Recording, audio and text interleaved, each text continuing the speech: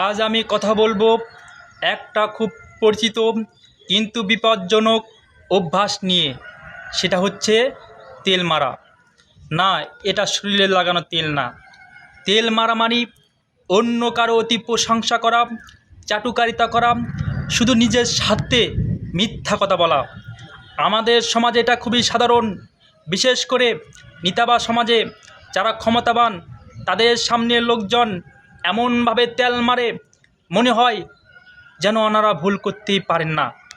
ধরুন, একজন রাজনৈতিক নেতা কিছু একটা বললেন, যুক্তিহীন এবং ভুল তথ্য, কিন্তু চারপাশে যারা আসে সবাই শুধু বলছে, বাহ বাহ, কী অসাধারণ কথা, আপনি না থাকলে দেশই চলতো না।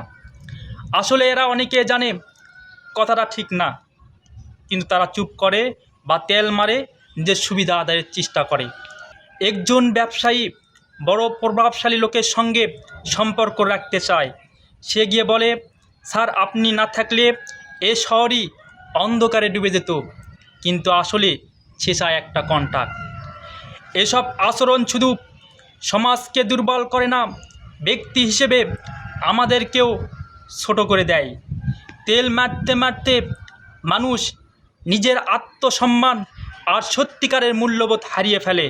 সমাজে মেধা নয়, বরং তেলবাজেরাই সুযোগ পায়, যা খুবই হতাশাজনক। তাই আমরা কী শিখব? নেতার সামনে সত্য বলা মানেই অসম্মান নয়, বরং সাহস। আমরা যেন সম্মান আদায় করি যোগ্যতা দিয়ে, তেল দিয়ে নয়। আমাদের লক্ষ্য হওয়া উচিত আত্মমর্যাদা সম্পূর্ণ মানুষ হওয়া, তেলবাজ নয়। তেল মেরে উপরে ওঠা যায় ঠিকই, বাট সেটা একদিন ধসে পড়ে। আর আত্মসম্মান দিয়ে গড়া পথ অনেক শক্ত এবং শক্তিশালী হয়। ধন্যবাদ।